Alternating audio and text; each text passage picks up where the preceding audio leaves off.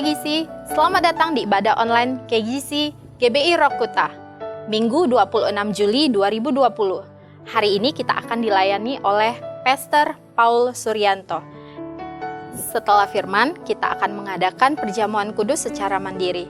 Untuk roti bisa digantikan dengan biskuit atau roti tawar, dan untuk anggur bisa digantikan dengan air gula atau sirup.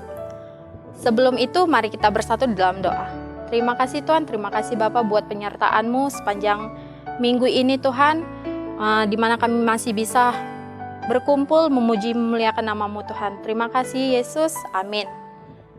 Mari siapkan hati kita untuk memuji Sang Raja. Selamat beribadah. Shalom KGC. Apa kabar hari ini? Luar biasa. Biarlah roh Tuhan menyala-nyala dalam hidup kita. Amin. Haleluya. Yes.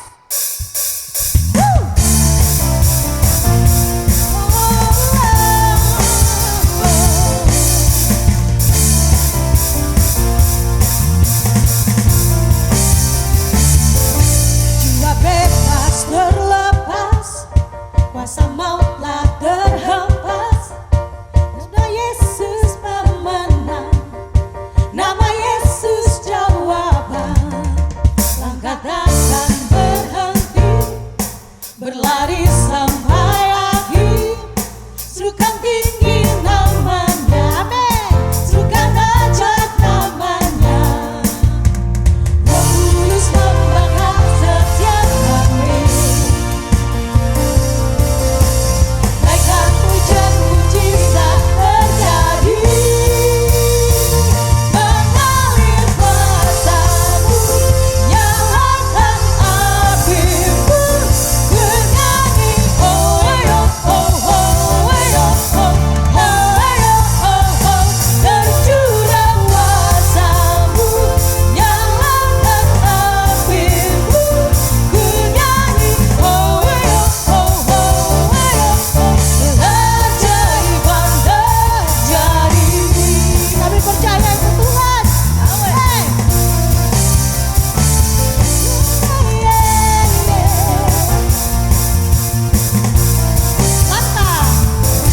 Langkah takkan berhenti, berlari sampai akhir.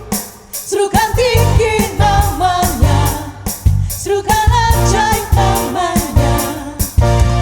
Roh Kudus membakar setiap kami.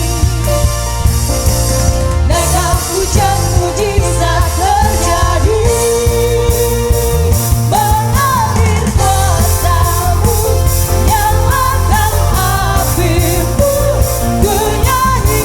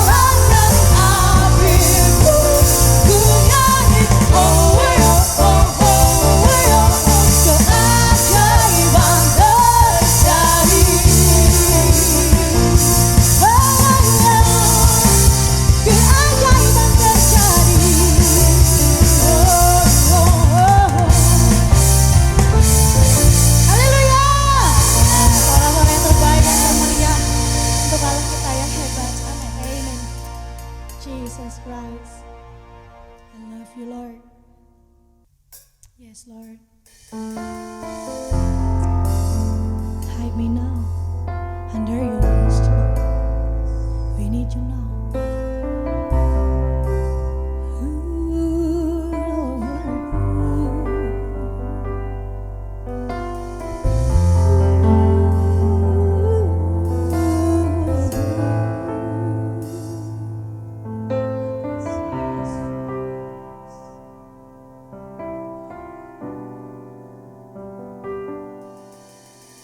Hide me now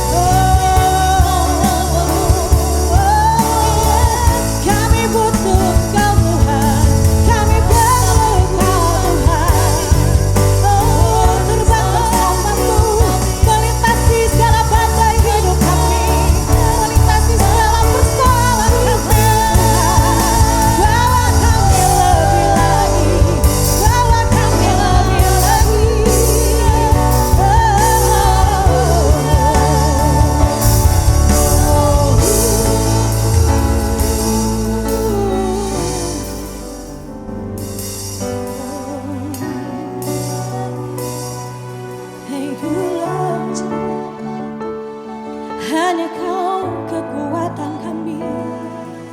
Kau Allah yang mengerti, Kau tak pernah tinggalkan kami, selalu ada bersama kami. Kau Allah yang setia bersama kami.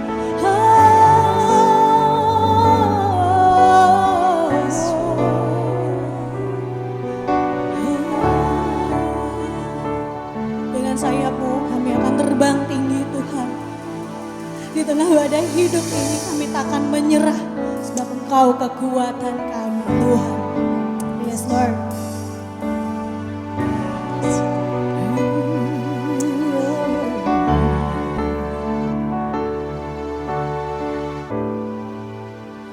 Dengan sayap-Mu ku akan terbang tinggi di tengah badai hidup.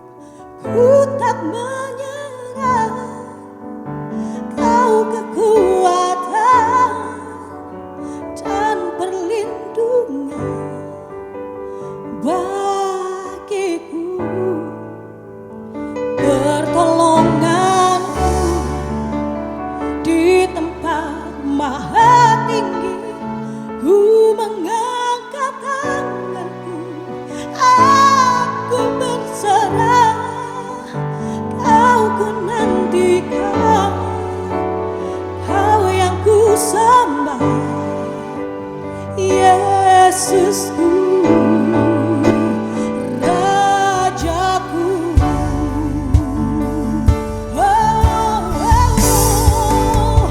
Dengan sayap-Mu ku akan terbang tinggi di tengah badai hidup. Ku tak menyerah, Kau kekuatan dan perlindungan bagiku, pertolonganku aku berserah. Kau ku nantikan, Kau yang ku sembah, Yesusku. Dengan sayap-Mu ku akan terbang tinggi di tengah badai hidup.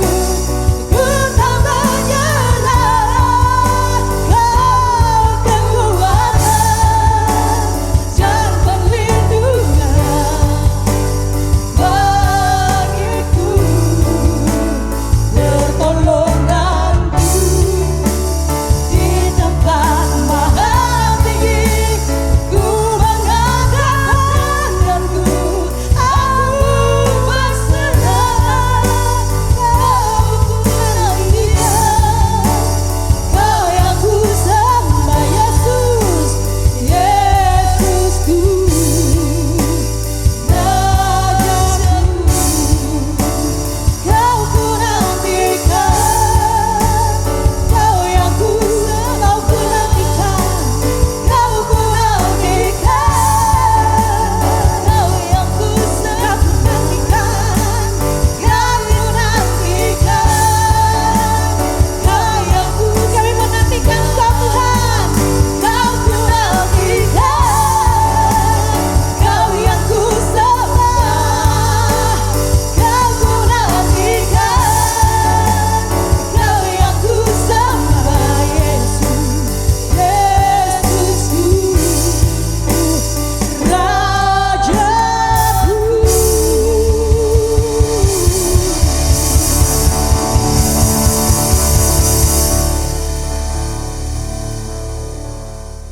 Shalom saudara-saudara yang dikasihi Tuhan, salam KGC Rockute.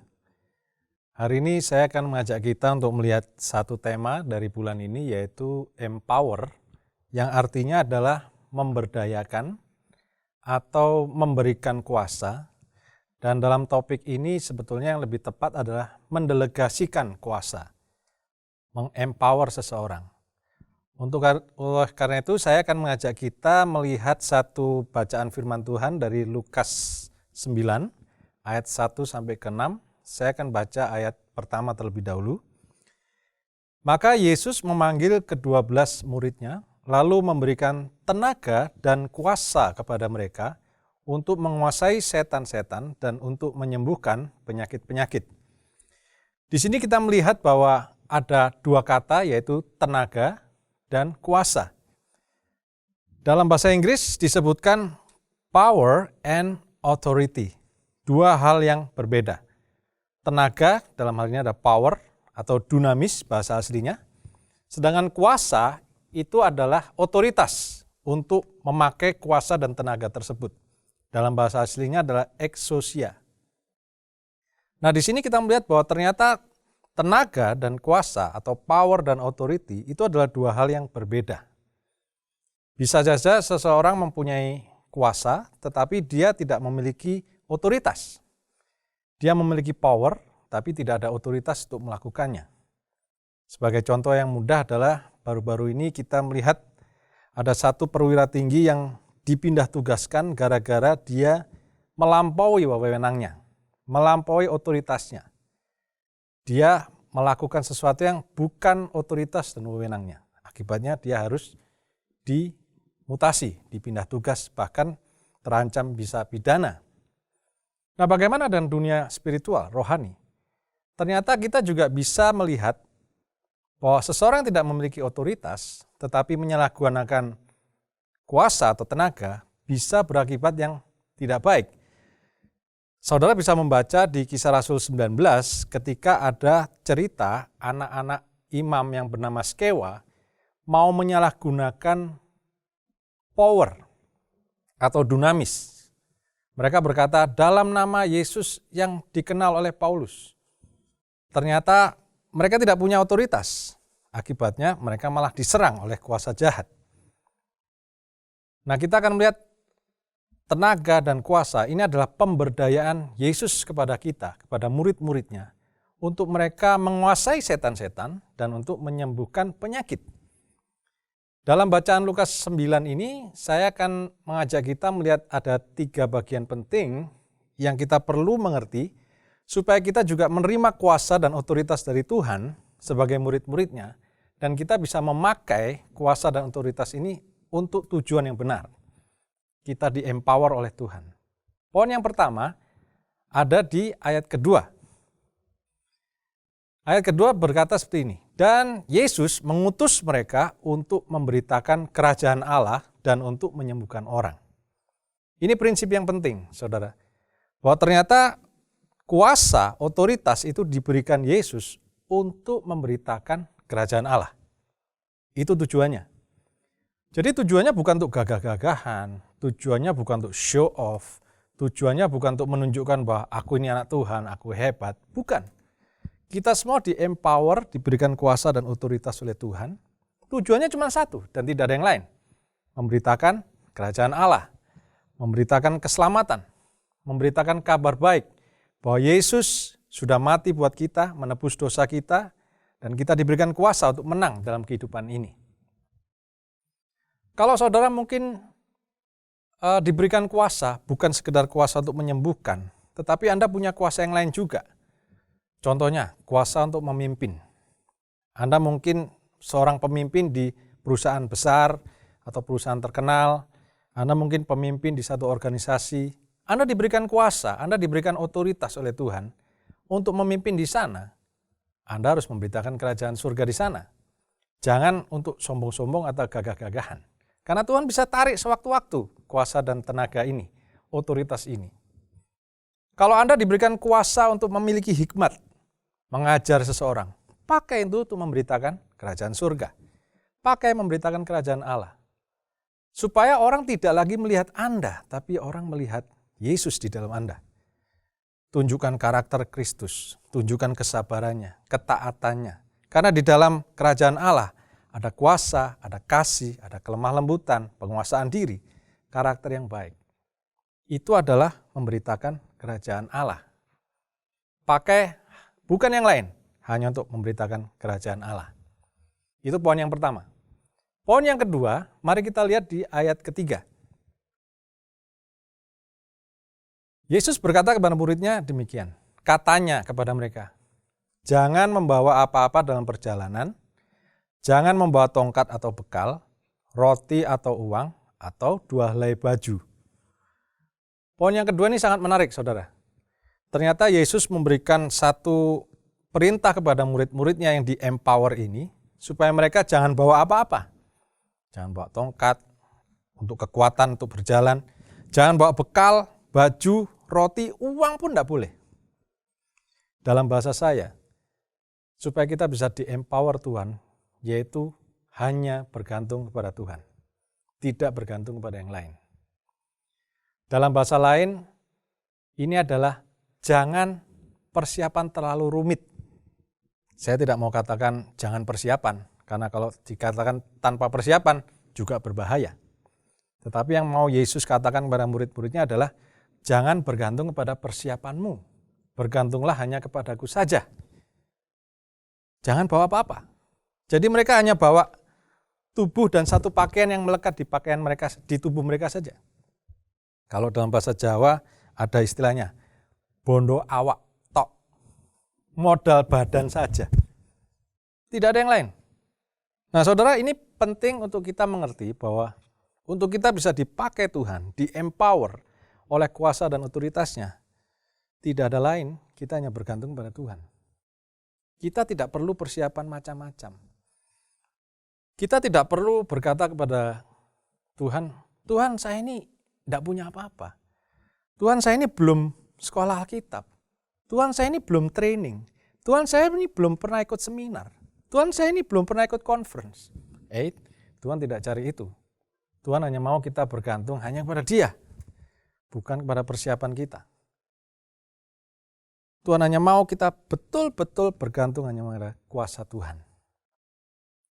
Saya tidak anti seminar, saya tidak anti kingdom training, sekolah, Alkitab, dan segala macam. Itu bagus. Itu bisa menambah pengetahuan kita, menambah ilmu kita, wawasan kita. Tapi sekali lagi, jangan mengandalkan itu semua dalam kita melayani Tuhan, dalam kita memberitakan kerajaan surga. Karena kalau kita terjebak dalam persiapan yang terlalu rumit, kita akan lebih mengandalkan diri kita daripada Tuhan. Ada banyak orang setelah lulus ini dan itu merasa qualified, merasa layak, merasa cukup. Mereka bisa mendoakan ini, mendoakan itu, bisa konseling ini, konseling itu. Padahal Tuhan hanya minta bergantung pada Dia. Karena itu Yesus berkata, nggak perlu bawa yang banyak-banyak. Bahkan, nggak usah bawa, cukup andalkan aku saja. Kenapa Yesus berkata seperti itu? Itu ternyata juga berpengaruh kepada jiwa kita. Ketika kita tidak memiliki apa-apa, ketika kita tidak membawa apa-apa dalam diri kita, kita menjadi lebih sensitif kepada Roh Tuhan. Anda bisa bandingkan kalau perut kita kenyang dan perut kita lapar.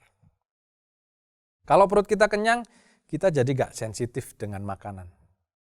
Tapi kalau perut kita lapar, baru mendengar nama sebuah merek makanan saja bisa membuat kita lapar.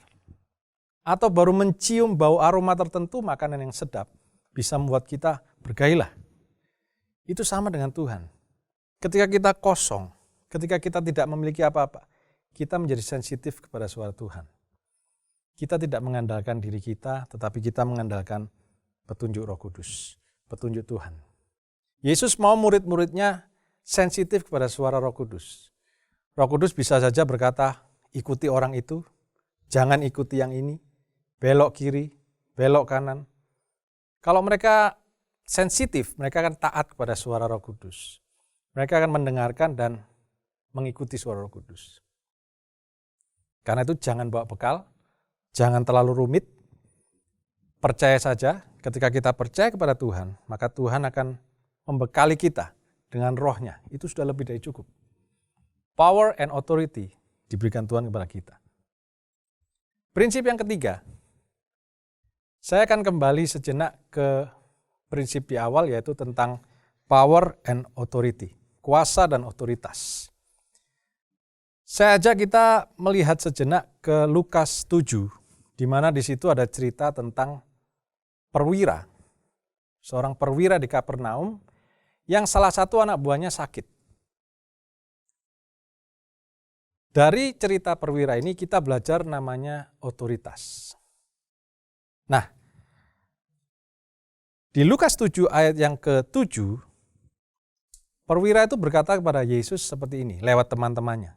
Sebab itu aku juga menganggap diriku tidak layak untuk datang kepadamu, tetapi katakan saja sepatah kata, maka hambaku itu akan sembuh. 8. Sebab aku sendiri seorang bawahan dan di bawahku ada pula prajurit. Jika aku berkata kepada salah seorang prajurit itu pergi, maka ia pergi, dan kepada seorang lagi datang, maka ia datang. Ataupun kepada hambaku, kerjakanlah ini, maka ia mengerjakannya. Saudara, ini prinsip yang ketiga dalam empowerment, pemberdayaan. Yaitu bahwa kita harus mengerti otoritas Tuhan. Kita bisa memakai kuasa dan otoritas Tuhan selama sebagai murid-murid Tuhan, kita juga ada di bawah otoritas Tuhan. Kalau kita keluar dari otoritas Tuhan, maka kuasa itu tidak berhak kita pakai. Tidak berhak kita gunakan. Di dalam otoritas ada yang namanya hierarki. Di dalam otoritas ada yang namanya rule, ada aturan. Kita harus ikut berjalan di dalamnya. Dan salah satu otoritas tertinggi, bukan salah satu, tapi satu-satunya otoritas tertinggi, yaitu bahwa Yesus itu penguasa tertinggi di surga dan di bumi. Itu dikatakan dalam Matius 28 ayat 18. Yesus berkata kepada murid-muridnya sebelum dia meninggalkan mereka kembali ke surga, kepadaku telah diberikan segala kuasa, dalam bahasa aslinya otoritas, di surga dan di bumi. Yesus sebagai pemegang kuasa tertinggi, maka kita juga harus tunduk dan taat pada otoritas Yesus. Bagaimana caranya? Tentu saja tunduk kepada Sang Firman, karena Yesus adalah Sang Firman itu sendiri. Tidak ada otoritas yang lebih tinggi dari Sang Firman. Karena itu selama kita tinggal dan tetap di dalam firman-Nya, kita berada di bawah otoritas Tuhan. Jangan pernah keluar dari firman Tuhan, jangan pernah melanggar otoritas firman Tuhan, karena ketika kita keluar, maka sebetulnya kuasa itu sudah diambil dari kita.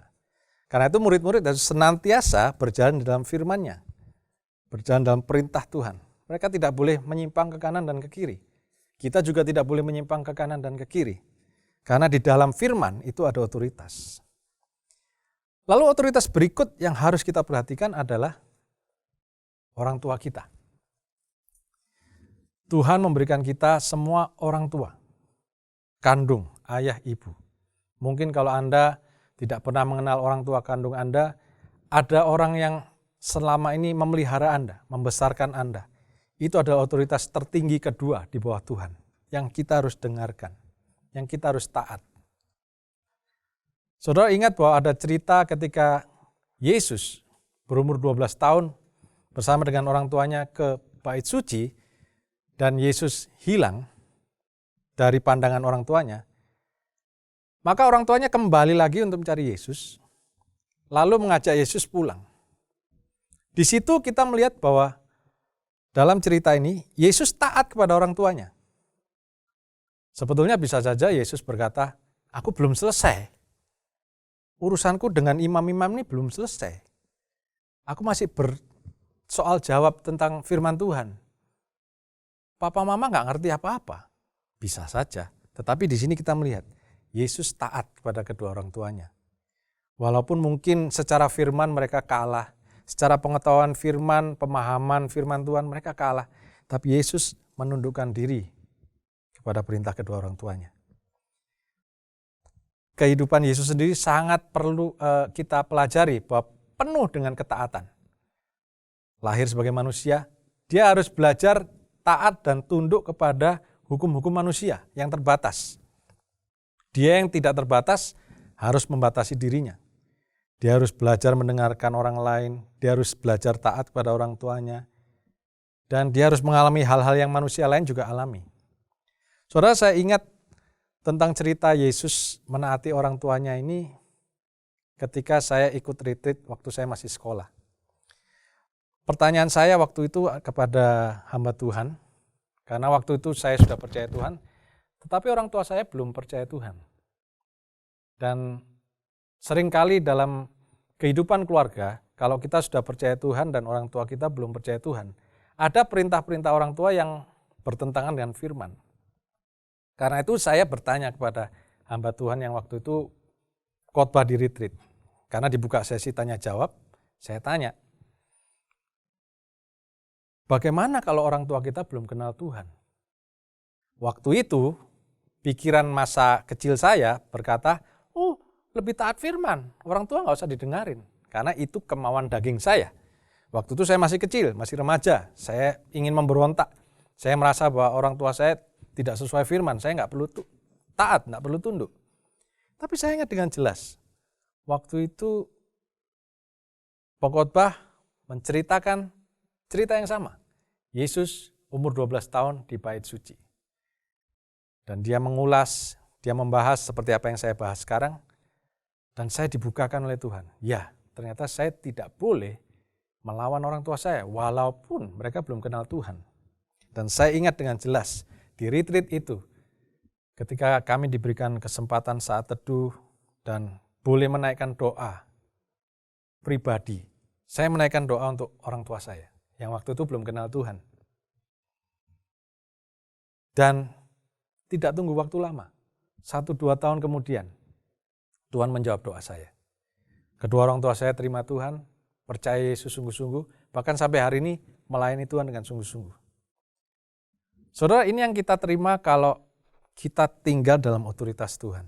Kalau kita taat dalam firman, taat kepada orang tua kita, taat kepada pemimpin kita, taat kepada pemerintah. Termasuk dalam hal-hal saat-saat ini kita perlu untuk taat kepada pemerintah. Kalau pemerintah menganjurkan kita work at home, ya kita work at home. Kalau pemerintah menganjurkan kita pakai masker, ya pakailah masker. Jangan kita merasa sok lebih hebat, sok lebih suci, lebih rohani, lalu kita menabrak aturan sana dan sini. Percayalah, Tuhan tidak akan memberikan kuasa dan otoritasnya kepada orang yang melanggar otoritas. Karena itu kita harus senantiasa hidup di dalam otoritas. 3 hal kita belajar dalam empowerment, yaitu bahwa otoritas dan kuasa itu diberikan kepada kita untuk memberitakan kerajaan Allah. Dan yang kedua, jangan mengandalkan siapapun, hanya Tuhan. Jangan mengandalkan apapun, hanya Dia. Dan yang terakhir, tetap tinggal dalam otoritas. Karena hanya di dalam otoritaslah kita diberikan kuasa dan otoritas oleh Tuhan. Di-empower oleh Tuhan. Saya berdoa supaya apa yang kita bicarakan, kita bahas pada hari ini akan memberkati saudara. Dan saya berdoa supaya setiap saudara akan di-empower oleh Tuhan untuk dipakai memberitakan kerajaan-Nya. Tuhan memberkati. Mari kita berdoa. Tuhan, terima kasih untuk firman-Mu. Kami percaya bahwa firman-Mu itu hidup dalam hidup kami dan bekerja dalam kami, sehingga kami boleh menjadi berkat dimanapun Kau tempatkan kami. Tuhan, saat ini kami minta kuasa dan otoritas-Mu tetap bekerja di dalam hidup kami, supaya kami boleh menjadi saksi-saksi-Mu dalam memberitakan kerajaan surga, dan kami boleh menjadi saksi-saksi-Mu yang hidup bagi sekeliling kami. Terima kasih Tuhan, kalau sebentar kami boleh menerima roti dan anggur, memperingati akan pengorbanan Kristus dan ketaatan Kristus. Kami percaya Engkau akan memberkati kami. Terima kasih Tuhan, di dalam nama Yesus kami berdoa dan mengucap syukur. Amin.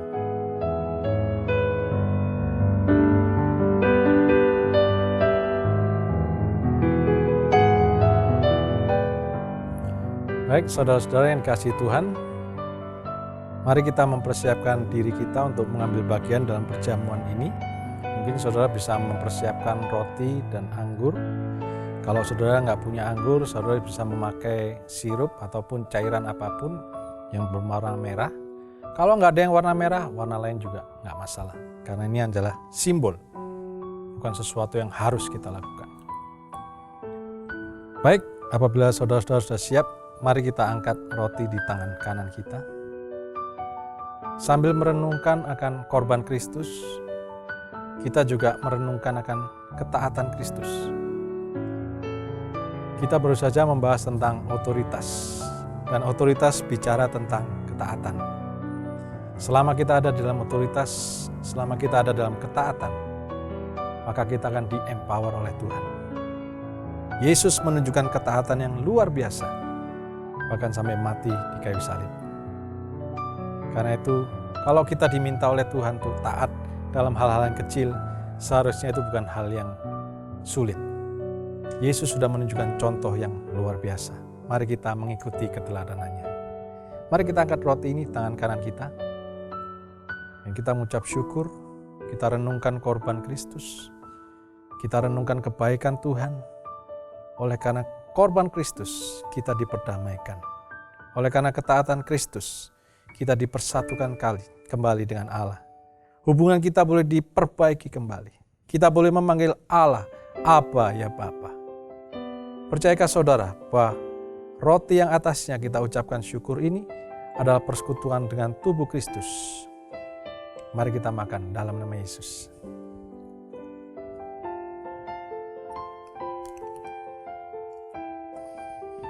Dan mari kita angkat cawan ini. Menaruh harap dan percaya kita bahwa anggur yang atasnya kita ucapkan syukur ini ada persekutuan dengan darah Kristus. Mari kita minum di dalam nama Yesus. Amin. Mari saudara, angkat kedua tanganmu, kita terima berkat Tuhan. Berkat dari Allah Bapa, Anak yang tunggal Yesus Kristus, dan persekutuan dan Roh Kudus yang akan menyertai engkau, memberkati engkau, memberikan kuasa dan otoritas kepadamu, sehingga hidupmu memberitakan kerajaan Allah, hidupmu berdampak, menjadi garam dan terang, memberkati orang lain, karena engkau sendiri diberkati waktu masuk dan keluarmu. Engkau diberkati di ladang, di kota, dimanapun kau berada. Tuhan akan menjadi barisan kemenangan di depanmu dan barisan penyelamat di belakangmu. Terimalah berkat Bapa, Putra, dan Roh Kudus, yaitu Yesus Kristus. Mari sama-sama kita katakan, amin. Tuhan memberkati. Demikianlah ibadah kita minggu ini. Semoga kita semua terberkati ya. Untuk yang belum join Komsel, yuk kita join Komsel dengan menghubungi nomor telepon berikut ini. Untuk persembahan, bisa ditransfer melalui nomor yang tertera di layar Anda.